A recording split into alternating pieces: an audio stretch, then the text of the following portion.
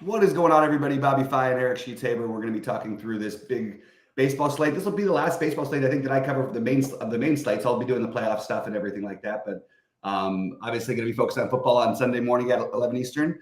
So kind of ready to get, hopefully get a little money back time, because it hasn't been the greatest baseball year for me yet. But also last night was a little tilting when the best kicker in like the history of football misses the field goal that basically changed my entire night from being a big winning night to being a slight losing night. So that was a little frustrating. But Sheets, how are you doing today, man? And yeah, I was part of the chop in the FanDuel for a couple of thousand. Yeah, which is fine. DraftKings, I went took a big stand on a player who had ended up 4 fantasy points. Had 30% Brandon Cooks. That's the end of that. Aside from that, not much to report. So baseball, I'm looking at the playoff stuff. So in the National League, you got, it looks as though we got Arizona, the Mets, and the Braves competing for 2 spots. Right. Oh, and you're telling me that it's possible that Atlanta and the Mets might play doubleheader Monday? That's the plan. Ooh, I like that. Yeah, and then and everything else is pretty much jockeying for home court, right? Yeah, so Phillies and Dodgers still jockeying for home court. In the American League, Yankees and the Indians are still jockeying for home court. And then we have it looks as though, I shouldn't say, so Baltimore's, I think they're locked or pretty well close to it. And Detroit and Kansas City have a full 3 games on Seattle. Right. So I presume they're both safe, but you never know. And then once I get Kansas City in, then I can start sweating. So and listen, so talk to me about baseball as you wind down into the end. What did teams? Okay, so we know what teams that need to win are going to do, but what did teams that are kind of done? Do they play other players? I mean, what do you expect here? It's a little risky, to be honest, because we've seen some guys like the Twins who were were in a must-win spot, and now they're basically dead. They might actually be officially dead. They were in a must-win spot the other day, and a lot of people played this Simeon Woods Richardson, and he was cheap and he looked like a good play, and he literally he had struggled in the first inning, and they didn't let him. They let him pitch 1 inning and give up 2 runs, and he came out after 25 pitches. That's for a team that does want to win. And then we've also seen other guys just sit down after 3 or 4 innings in certain cases. So it really depends on the situation and the pitcher, and it's just going to be speculation, I think, that we're going to have to go on.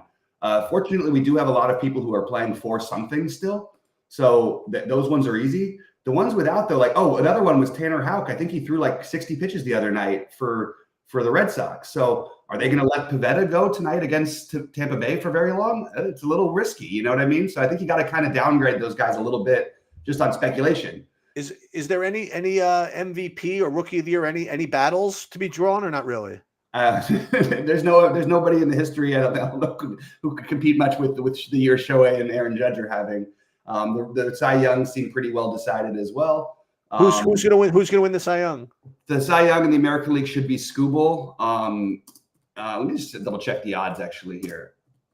It should be Skubal in the American League. I'm pretty sure on that one. The National League, I'm just taking a quick look what we've got here. I think that it's almost no way. Yeah, there's no way Sale can lose it. And yeah, it's got to be Sale, I think. So Sale and Skubal. What's that? So Sale and Skubal for Cy Young. Yeah. We got Judge and Ohtani for MVPs. And then there's the big Rookie of the Year, which I think is going to go to Skeens, but it might go to Jackson Merrill from San Diego, who's been awesome. And in the American League, is it Cowser? I don't American League. I don't actually know who's winning the American League Rookie of the Year. I should probably know that one. Okay. Yeah, I think that I'm not actually sure about the American League. And does Ohtani have a chance to go 60-60 in Colorado? I mean, the thing is, he's got to hit the 1,000,000 home runs. There's too many home runs left, I think, for him to go. Okay. But he is the full 8K. I don't think we've ever had that before. Oh, wow, that's amazing. So we've got our first 8K guy, and it's hard to say he's not worth it. He's literally, I don't think he's had a double-digit fantasy scoring game. He's basically averaging 40 fantasy points a game with 35 over the last week. It's kind of wild. And then this game is going to come down to a little bit in your area. We've got some rain on the slate predicted. Yep. This is one of them. So we might need the sheets forecast before this one plays because it's well, unfortunately, the weather forecaster is not going outside for a while, so not in the best form, huh? That's too bad. All right, well, okay, assuming this game does play, Sheets, what are you looking at here? Assuming the game plays, I have Rodon as the best pitcher on the slate. Yeah. So, so there's that. As far as Jay Jones, no. As far as the hitting goes, let me just see if these guys rate. Yeah, I mean, I got the Yankees. Oh my, who are the Dodgers play? Oh, are they in Colorado? Yeah. Oh, I was gonna say why they were 16 points higher than everybody else. Jesus. Yeah, it's like God. So yeah, I have the Yankees as right there on top, along with a whole bunch of other teams actually. So I don't have the Yankees particularly great. So for me, it's Rodon, and the Yankees are just a team for me. Yeah, I'm not sure why the Yankees don't look even better here. I guess look, Jones has some talent without a doubt, but it feels a little like we should at least consider them. They are really expensive. Maybe that's something to do with it. It's it's only 70 degrees there, I guess, and they don't have a great run total. But I think the Yankees as a contrarian stack is something I could talk myself into. Pittsburgh's kind of given up, obviously given up on the year, and their bullpen isn't. I don't know. I could see it myself talking myself into some of the Yankees. Jones struggled in a couple of his outings recently, but he's got some talent. But I think the Yankees are a good pivot team, so I'm just going to write them down as a team to consider, but nothing to prioritize other than Rodon here if the game's good. Miami and Toronto. Yeah, I guess Berrios is a good low-owned GPP play. I have him under 10% against Miami. Probably looks a little expensive, which is going to keep his ownership down. So, I mean, that's not the worst player in the world. I mean, I have him 10th. I mean, to call what it is, right, as far as my favorite pitcher. So it's not like he's a great player or anything, but just a low-owned way to, try to take down a GPP at the end of the season. Maybe it's not the worst idea in the world. I'm getting nothing on the Aller side. And let me look at what I see stack wise. Yeah, sure. Yeah, Toronto, right there in the mix, remember anything non-Dodgers is low owned. Right.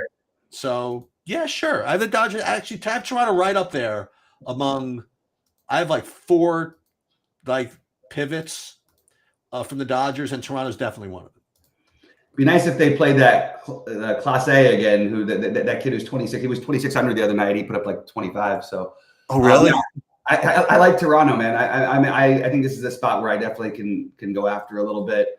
They're going to play the guys who are in the game. You know what I mean? I don't think they're going to go 2 at bats for Vlad for some reason. These guys want to get their stats up by the end of the year. So I have Toronto as the first team that I thought of as a pivot off of the Dodgers today, and I think they make a lot of sense.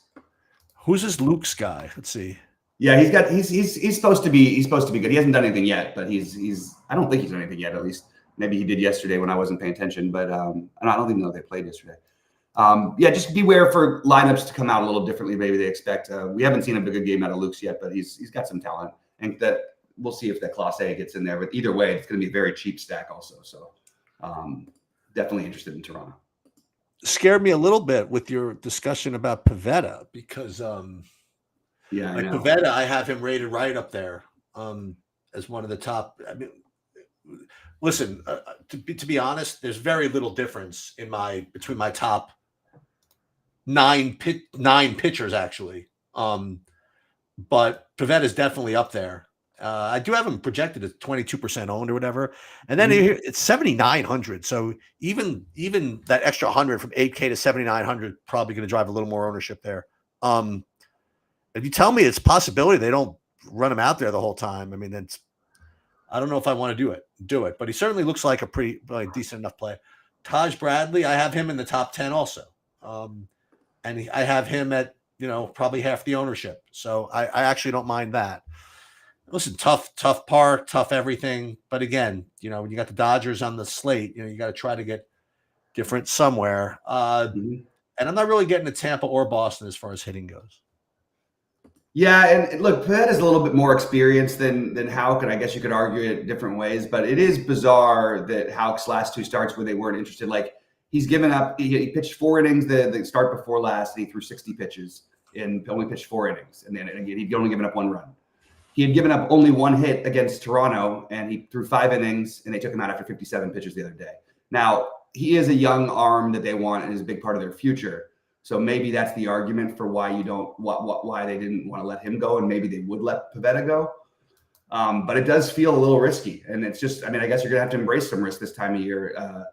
I guess if you trust the projections, these are both really strong plays. I actually think though that I like Bradley a little bit better.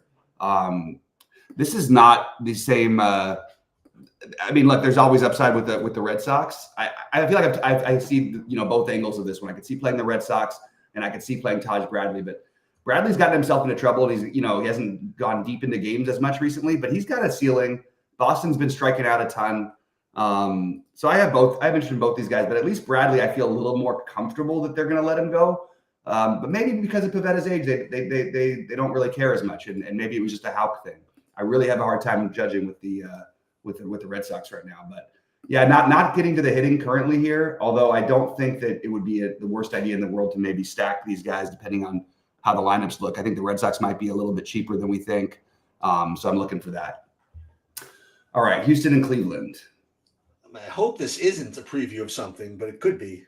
It's got Cantillo. He's got a range of outcomes. I mean, he can. He's kind of like almost like a front runner. I mean, he has like great performances against bad teams, and then not so great performances against better teams. I think this is reaching this whole game. Really, I mean, I'm not getting to either of the pitchers. Not really getting to either of the bats either. Yeah, this is a game that I didn't find much on first look, and I honestly don't even know what kind of lineups we're going to see here. And there's some weather risk. Nothing makes me feel like I want to play this game right now. I might reconsider that a little bit later, but for right now, this is pretty much a cross off for me. KC Atlanta. You got the Mets really rooting for Brady Singer, huh? Yeah. And you've got the weather here too. Oh, there's weather here as well? Yeah, I mean, they just canceled the last 2 games here. And let's see. The Houston-Cleveland looks like the worst one. Atlanta, Roth's got it as yellow. So shout out to Roth. And we'll probably have a better idea about this one later. So I think we can assume that for now, we'll just go and assume it's playing. But we'll know later. Well, I mean, I don't know. But, I mean, if this game plays, this is could be a tough spot for Mr. Singer, I think. I would have to imagine that Atlanta is going to look pretty good if this plays.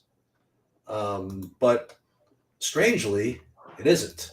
It's a little bit strange when I'm even looking at my projections here. Why do I not have Atlanta? Okay, well, I don't have Atlanta projecting particularly well. They're not bad, but they're just like, again, in a group of non-Dodger stacks, I guess. Yeah. But I don't know. I might try. I might try it. I don't think I have it in me to play Singer today. I mean, I played him, as you know, more than a lot of people, but I don't want to mess with that. I'm not Freed as usual. I mean, I think he's always my 6th favorite option.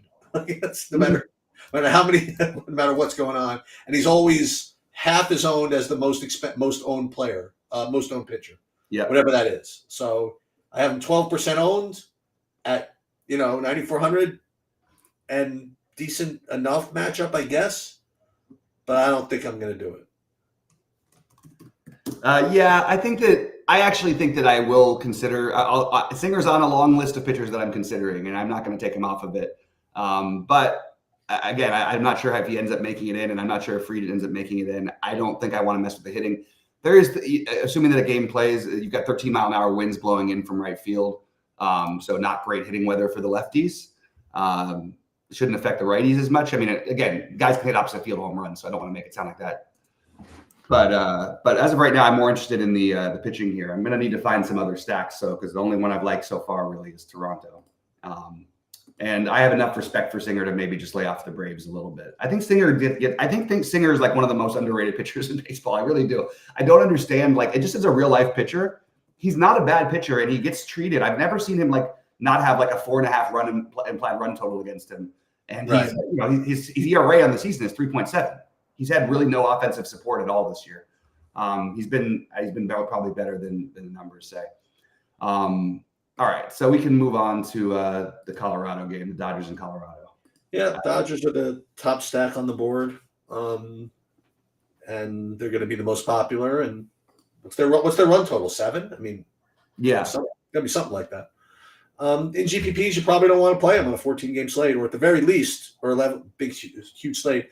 The very least, you don't play 5-mans, or then again, if you have Ohtani, I mean, it's kind of hard to make a full 5-man, I guess, at 8K. So it's actually not as hard as you think. I tried it and it works.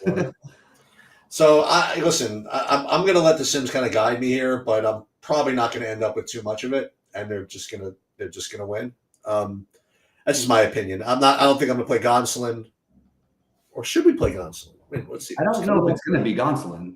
Well, I just see this. Yeah. I mean, I don't know what he's going to play and what he's going to pitch, but they actually want to give him a real start. I mean, couldn't ask for a better team to play. Not exactly the best park, but yeah, I'm not doing it. The Dodgers are going to be the best play, which I may or may not play. How about I guess the Rockies are probably a good option. So maybe the Rockies, and you got to be funny with your Dodger exposure, I think. Yeah, I don't even know if Gonsolin's even going to be on the team today. Well, there you go. He might still be in the minors right now. As of right now, this 25-year-old kid we've got, Kasparius, is the guy who I think may start at 4K, which I actually think is a play. Now, SaberSim's got him projected at 75 pitches. That's more than I would have thought. Like his last time out, he pitched against Colorado. He pitched 3 innings. He had 12 fantasy points. I probably would consider that for today if you wanted to stack the Dodgers at 4K and use a 4K pitcher. But he was good in the minors, goodish, not amazing. He's very young. It's kind of rough to go out there and start against them. But if he does start Kasparius, I am going to consider the Kasparius at 4K as a way to maybe get different with the Dodgers stack. I don't know if it's going to be him, though. I really don't know what it's going to be. I think we'll find out a little more later today. And by the way, don't be surprised if the Dodgers don't put all of the lineup that you're expecting out today, just for what it's worth. I think that, and also I'm not even 100% sure about the Quantrill thing that he's going to start. So it could be a bullpen game on both sides. I'm really not sure this early in the day. The Dodgers, I would just keep my rule the same to try to play 4 or less. Maybe that's what other people will do too, because they are, like you mentioned, they are very expensive. But I don't want to just cross them off. I also don't want to play a 5-man stack that's chalky unless I was going to use some really funky pitcher, like if I was going to play Singer and Kasparius or something like that. That would be if the Kasparius starts even. But obviously a lot to be determined here and who's actually available. The Dodgers are still playing for trying to have the best record in baseball and all that stuff. So that's where we are. I'm glad to hear that we got a couple guys in here talking about they survived the hurricane. So sorry about that, guy. I know it was a scary time down there, and there was a lot, the power's out all over the place, and I saw some horrible footage. But glad that Rick and D Pope were safe. Good to hear, guys. All right, Baltimore and Minnesota. Can't wait for Pablo Lopez's season to be over. That's my comment. You know what's going to happen, right? I mean, Minnesota's like they're done now, right? They're done, basically, yeah. So now he pitches a complete game shutout to finish the season. That's against Baltimore. That's probably what's going to happen. But it's going to be without me. They're not totally done. They're 3 games out technically. So I think you get their A+ game. Now that could mean 1 bad inning and you're gone, Pablo. That you know what that could be. I'll tell you this. I mean, he's going to be 10% owned or less. Yeah. I have my 13th rated guy. I'm just someone else is going to win $100,000 or something with him. I'm just not going to do it.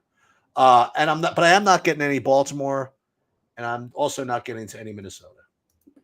So Minnesota. Oh, wait, hold on. I lied. I am getting to some Minnesota. I actually have Minnesota as like 3rd best value on the slate. So Minnesota, and yeah, I'll take a shot at that.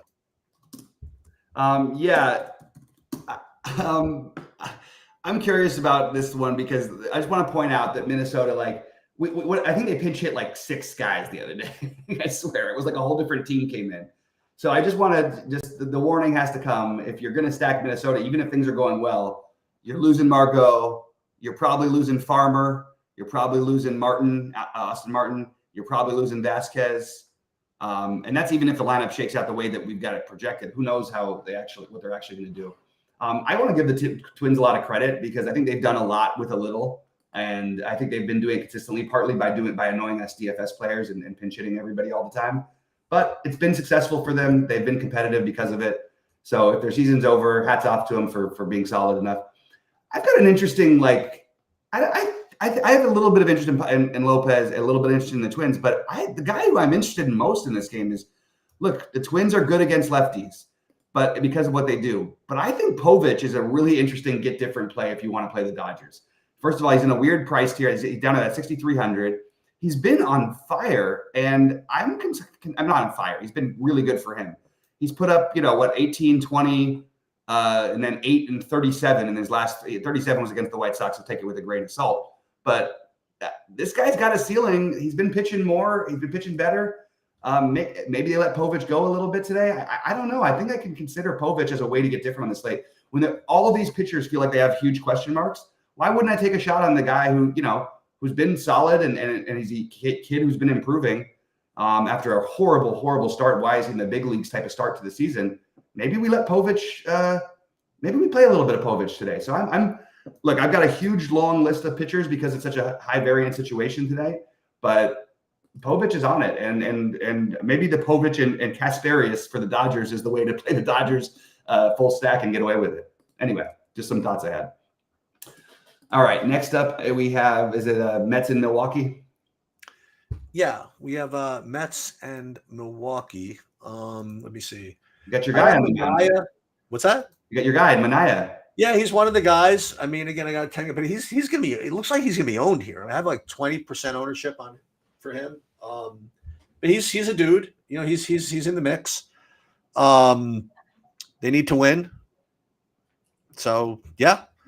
Yep. What about Montas? I actually have Montas. Okay, so he could be kind of the hoodoo here. So I have him sort of in the mix at 7K at less than 10% ownership.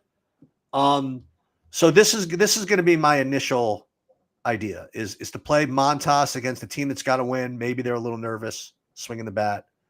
I do like Montas here. As far as was that? I said go ahead. Sorry about that. As far as hitting, I'm not seeing anything. What do you got? So I actually like both these pitchers quite a bit, and I think we might see just the absolute nothing lineup out of the Brewers today. So the Brewers are 3 games behind the Phillies and 4 behind the Dodgers. So I don't really they could technically catch one of them and have one more round of the potential home field advantage, but they really that would mean they'd have to win out. Both those teams would have to lose out. I think that we might see the bad lineup from Milwaukee today. Maybe not, but if we do, I think we've got to play all the Manaea, and I think he's a good play anyway. So I think Manaea and Montas are probably the favorites of the pitchers that we've talked through. There's less risk. We know the game's indoors. We sort of know the situation. The Mets need to win. The Brewers really, they're either going to play everybody or play nobody. I don't really know what the answer is going to be. So I'm just interested a little bit in that situation. Well, I get one more chance. Just take the free money and stack against Reed Detmers. I imagine this is going to be one of the very natural other teams that people play, except for the Dodgers. I currently don't have them that owned, though. I mean, I definitely have them owned, but not like through the roof. I think this is clearly what you're supposed to do. So I do like Texas. As far as the pitching goes, again, we don't know what they're going to do with DeGrom. In his last start, he pitched 4 innings. He did or 3 innings. He did get 5 strikeouts in the three innings or so. Mm-hmm. But you got to hit a little bit. And what did he throw? 55 pitches, something like that. So listen, big slate. There's just no need. There's just no need, right? To run him out there with a big leash. So I'll probably be off of that. And as you pointed out last time, this was the case. Regardless of what you thought of what he might pitch, he's getting owned. Yep. Now it's not that bad, 15%. Just wait till they adjust his pitch count later today. It's the same story every time. Every time he's gone up there, we projected him for 75 to 85 pitches, or Sabres projected him, and every time it dwindles down. Not enough, but to have to project he's going to throw 80 pitches is just pulling something out of our ass. Like we're just totally making up that number when he's thrown 60 pitches. Why would they pitch him here? Like there's no reason. Yeah, but I think Toronto and Texas so far are my two favorite non-Dodger stacks. You love to stack against Reed Detmers. Love it. What's that? He's your guy. I like Detmers and I like Texas, so I'm gonna have to figure that one out. Sounds good to me. I agree. Same thing. I think Texas is super cheap. This is this is the cheapest Texas lineup you'll ever see. They really obviously have nothing to play for. I'm trying to see if they can still they can't get to 500 either, can they? What's awesome though about the Detmers is that even if he's got nothing, they leave him out there. Yeah, it's kind of weird. They definitely have. The Angels have sort of done that with a lot of guys in meaningless games this season. I'm not really sure why. They did have some mercy in the last game. The last game they only let him pitch the 2 innings.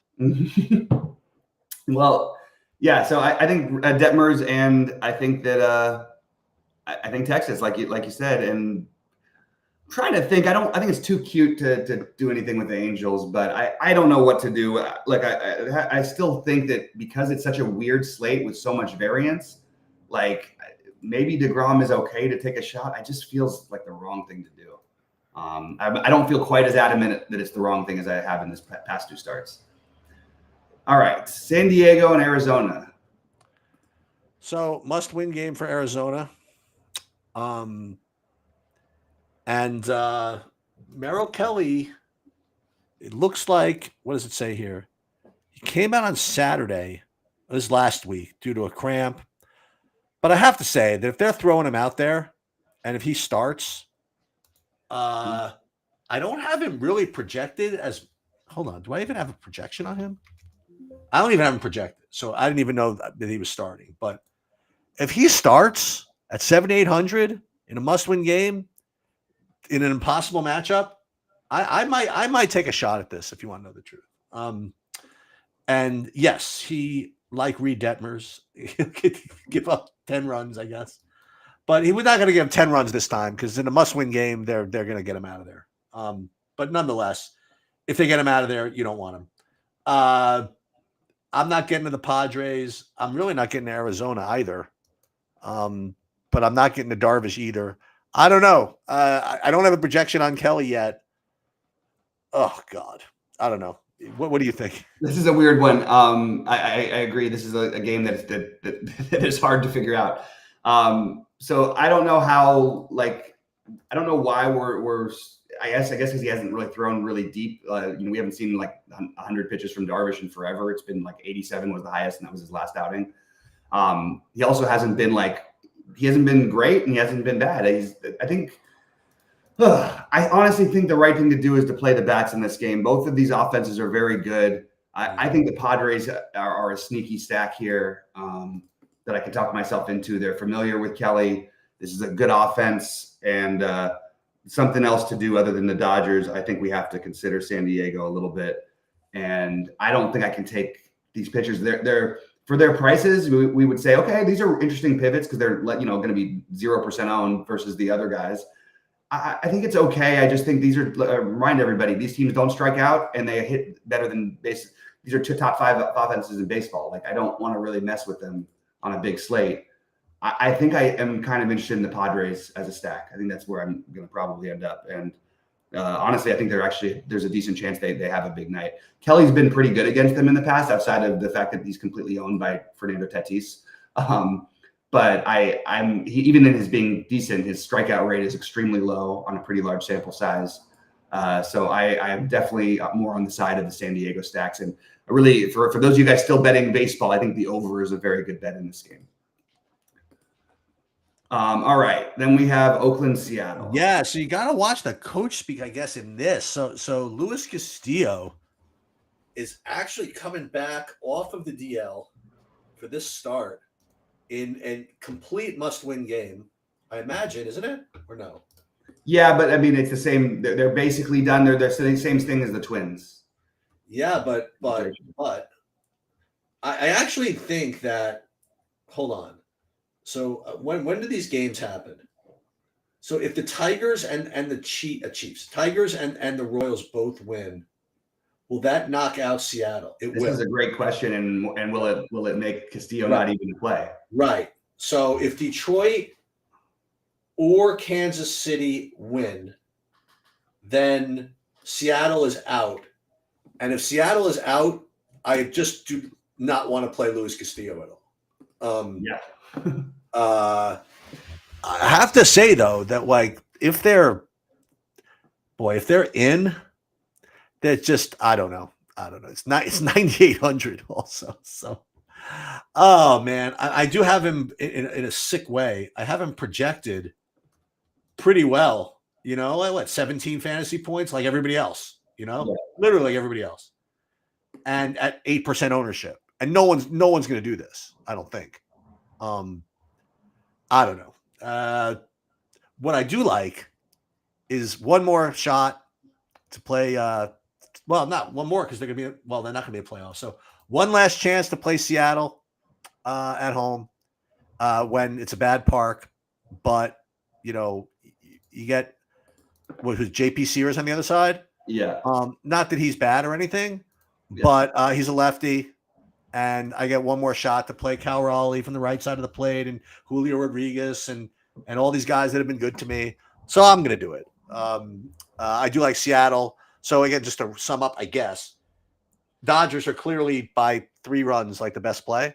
But aside from that, my 3 favorites right now are Toronto, Texas, and Seattle. Yeah, so issue I have with Seattle is maybe they don't even play their hitters. Maybe everybody in their lineup gets scratched. But just remember, this isn't their last game, right?